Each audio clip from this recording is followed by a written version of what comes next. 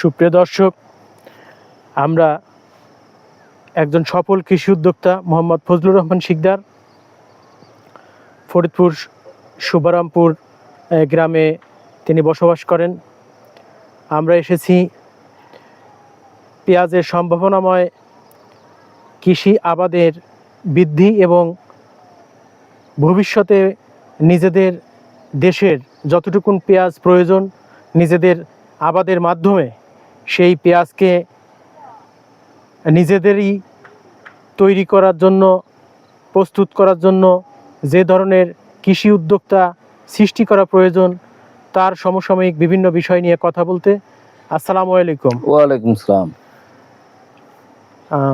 ঠিক এই মুহূর্তে পেঁয়াজের যে সম্ভাবনাময় একটি কৃষি ফসল, সেক্ষেত্রে আপনি আপনার চিন্তা চেতনা একটু প্রকাশ করুন। মূলত পেঁয়াজটা হলো মশলা জাতীয় খাদ্য এবং এই পেঁয়াজ আমি দীর্ঘদিন যাবত, আমি না, আমার দাদা, আমার আব্বা বংশক্রম অনুসারে আমি এই পেঁয়াজটা আবাদ করি দীর্ঘদিন যাবত, যেটা পেঁয়াজের বীজ বলি আর কি, অনেক জায়গায় দানা বলে, আবার কেউ বীজ বলে, কদম থেকে যেটা হয়। এটা সাধারণত আমরা এই বাংলায় বলি কার্তিক মাস, আর ইংরেজিতে হলো নভেম্বরের সাধারণত 10 তারিখ থেকে 20 তারিখ পর্যন্ত লাগালে সবচেয়ে ভালো হয়। কিন্তু আবহাওয়ার কারণে আজ কয়েক বছর যাবত দেখা যাইতেছে যে ওই 20 তারিখের পরেও অন্তত আরও 20-25 দিন পর্যন্ত এটা লাগিয়ে থাকে।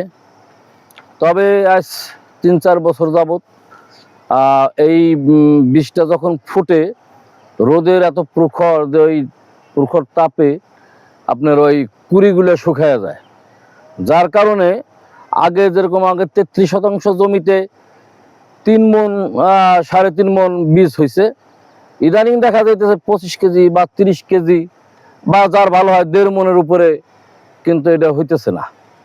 যার কারণে মাঝে মধ্যে দেখা যায় কোনো কোনো বছর এই পেঁয়াজের বীজের সংকট দেখা দেয়। আর এর আগে যখন আমরা দেখছি যে উৎপাদন আমাদের কম, তারপরও বেচতে গেলে পারে এগুলো আমরা বিক্রি করতে পারি না, কারণ ভারত থেকে এত পরিমাণ বীজ আসে যে আমরা কৃষক যারা আছি তারা কঠিনভাবে একটা মার খাই। তা এইবার যেটা দেখা গেছে যে এবার ভারত থেকে বীজ না আসায় আমাদের এখানে 1 মণ বীজ 1,60,000 থেকে 1,80,000 টাকা পর্যন্ত আমরা এবার বিক্রি করছি। তাতে এবার মোটামুটি কৃষক এই দাম পেয়ে খুশি। আপনাদের এই মাঠে আনুমানিক কত হেক্টর জমি হবে?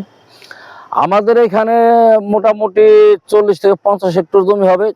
আগে পুরোটাই মানুষ এই পেঁয়াজের কদম চাষ করত, কিন্তু বর্তমানে এই কদম ভালো না হয় মানে অনেকে ছেড়ে দিয়েছে, এখন 4-5 হেক্টর উপরে কেউ করে না।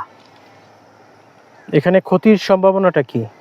ক্ষতির সম্ভাবনা এটা কিন্তু বিভিন্নভাবে মায়ের আছে। যেমন ধরেন যে যদি প্রখর রোদ হয় সেই ক্ষেত্রে ওই কুড়িগুলো শুকায় যায়। আর দ্বিতীয়ত বর্তমান তো মৌমাছি মোটেই নাই, যে পরাগায়নের একটা বিরাট সমস্যা, পরিবেশগত সমস্যা। তারপরে আর একটা বিষয় হলো আপনার মনে করেন যে অনেক সময় দেখা যায় যে এই যে কিছু পোক লাগে, যে পোকাগুলা মোটামুটি 1 সপ্তাহের মধ্যেই যদি ওইটা প্রতিদিন খেয়াল না করা যায়, তা দেখা গেল যে পোকায় আক্রমণ করে এটা খেয়ে ফেলে। এই জন্য এটা প্রথম থেকেই আপনার পরিচর্যা করতে হবে এমনভাবে যে ওর কি কোন সময় দরকার, কোন ওষুধ দরকার, ঠিক যে সময় যেটা প্রয়োগ করা যায়, সার দরকার, সেগুলো সময় মতো দিতে হবে।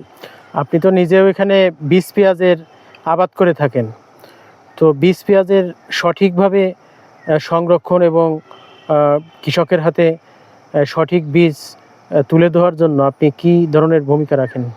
এখন আমরা মনে করেন যে এই যে এখন রোপণ করছি, 5 মাস পরে অর্থাৎ মার্চ এপ্রিলে যা আসে আমাদের এই বীজটা উঠে, বীজ যখন আমরা আমরা এখান থেকে ওই কদম তুলে নিয়ে বাড়িতে যাই, বাড়িতে সেরা ওটা রোদি দিয়ে মানে শুকাই সেরা, তারপর ওই বীজটা আমরা কি করি, ড্রাম জাত করি বা প্যাকেট জাত করি। প্যাকেট জাত করলে পারে যে আবহাওয়াটা মানে বাতাসটা যাতে ভিতরে না যায়, বাতাস যদি না যায় তাহলে ওই বীজটা হলো সবচেয়ে সুন্দর থাকে এবং 100টার মধ্যে প্রায় 98টা বীজ অঙ্কুরিত হয়। কিন্তু দেখা যাইতেছে কিছু অসাধু ব্যবসায়ী এই বীজ বিভিন্ন জায়গা থেকে আইনা কৃষকের মাঝে দিয়ে কৃষকের ব্লাড ক্ষতি করতেছে। তা আমি তো দীর্ঘদিন যাবৎ শুধু এই ফরিদপুরে না, আপনার পাবনা, কুষ্টিয়া, তারপরে আপনার বাণীবহ, সূর্যনগর, বিভিন্ন স্থানে আমার এই বীজ চলে। এখন তো আপনার এই বীজ আপনার কাছ থেকে যে কৃষকেরা সংগ্রহ করেছে তাদের আবাদের সময়, ঠিক এই মুহূর্তে তাদের কি ধরনের করণীয়?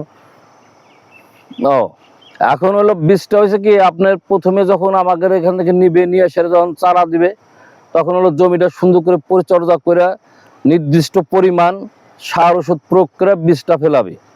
ফেলানোর পর পানি সেচ দিবে। পানি সেচ দেওয়ার পরে বীজটা 6 দিনের মধ্যে মোটামুটি অঙ্কুর দেখা দেবে। 6 দিন পর আবার আরেকবার সেচ দিতে হবে। এভাবে 4-5টা সেচ দিলে পারে ওটা লাগানোর উপযুক্ত হয়। যখন লাগানোর উপযুক্ত হবে তখন ওইটা মাঠে রোপণ করবে। রোপণ করলে সেই থেকে যে আমরা যেটা হালি পেঁয়াজ, যেটা সাধারণত প্রত্যেকেই ক্রয় করে আমরা যে পেঁয়াজটা খাই, ওটাই হলো হালি পেঁয়াজ, এবং হালি পেঁয়াজটা উৎপন্ন হয়। মূলত এই কৃষির সঙ্গে থাকতে আপনার অনুভূতি কেমন লাগে? আসলে এটা কি করবো, এটা মনের একটা তৃপ্তি, আলাদা একটা তৃপ্তি। আমি তো আপনার জানেন আমি চাকরি করি, কিন্তু আসলে মূলত সকাল থেকে একেবারে ফজর আজানের পরেই আমি টিশানিরা ওটা নিয়ে খেতে থাকি। 8টার সময় বাড়ি গিয়ে গোসল টোসল করে অফিসে যাই। আবার 5টার পর থেকে সন্ধ্যা অবধি আমি এই কাজ করি। আমার মনে খুব শান্তি লাগে, এবং এটা আলাদা একটা বাড়তি ইনকাম। মানে আমি বেতন কত পাই, 35-40 হাজার টাকা, কিন্তু দেখা গেল যে আমার যদি 10 মণ দানা হয়, তা আমি 19 লাখ বা 15 লাখ, 16 লাখ, 12 লাখ টাকা বিক্রি করতে পারি। মানে কৃষির সাথে কিন্তু আসলে চাকরির তুলনা করা চলে না, কৃষি যদি ঠিক মতো বুঝে করা যায়।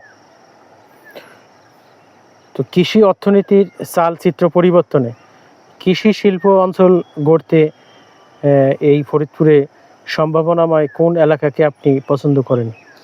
এখন আমাদের এখানে যেমন এই যে আমাদের গোবিন্দপুর, অম্বিকাপুর, আমাদের এই শুভারামপুর, এই এলাকা বীজের জন্য বিখ্যাত। কিন্তু যখন আপনি হালি পেঁয়াজ যাবেন তখন সালতা, নগরকান্দা, ভাঙ্গা এগুলো বিখ্যাত। ইদানিংও আমাদের এখানেও হালি পেঁয়াজ হচ্ছে অনেক, কিন্তু বিষয়টা হচ্ছে কি যে এখানে সংরক্ষণের কোনো সুযোগ নাই। যেমন আমি 310 মণ মানে হালি পেঁয়াজ রাখছিলাম, লাস্টে এসে আমি বেচছি, এবার ভালো দাম পাইছি, 4800 টাকা করে বেচছি 160 মণ। মানে তার মানে অন্তত 5 বার বাসা দিতে পেঁয়াজ মানে অর্ধেক পেঁয়াজ নষ্ট হয়ে যায়। এজন্য যদি সরকার এটা একটা ব্যবস্থা নেয়, যে পেঁয়াজগুলো যদি সংরক্ষণের একটা ব্যবস্থা নেয়, অবশ্যই এটা বাইরে থেকে আমদানি করার কোনো দরকার পড়বে না। বাংলাদেশের যে পরিমাণ উৎপন্ন হয়, বাংলাদেশের চাহিদা মেটানোর পরে আমি মনে করি এটা আমরা বিদেশে রপ্তানি করতে পারবো। ধন্যবাদ আমাদের সঙ্গে এতক্ষণ সময় দেওয়ার জন্য। আপনারা শুনছিলেন কৃষি অর্থনীতির একটি চালচিত্র, কৃষি অর্থনীতির পরিবর্তনে মশলা জাতীয় ফসলের পেঁয়াজের ভূমিকা এবং পেঁয়াজের বাজার কিভাবে সরকার নিয়ন্ত্রণ করতে পারে এবং পেঁয়াজের আবাদ বৃদ্ধি করে দেশের চাহিদা মেটাতে পারে, এবং বৈদেশিক যে আমাদের অর্থ ব্যয় করতে হয় পেঁয়াজের পিছনে, এই অর্থ যাতে ব্যয় না করতে হয়, রাষ্ট্রীয় অন্যান্য গুরুত্বপূর্ণ কাজে যেন সেই অর্থ আমরা ব্যয় করতে পারি, এবং নিজেদের পেঁয়াজ নিজেরাই আবাদ করে আমরা আমাদের চাহিদা মেটাতে পারি। এমন সব বিষয় নিয়ে আমাদের সঙ্গে কথা বলছিলেন শুভারামপুর গ্রামের একজন সফল উদ্যোক্তা মোহাম্মদ ফজলুর রহমান শিকদার।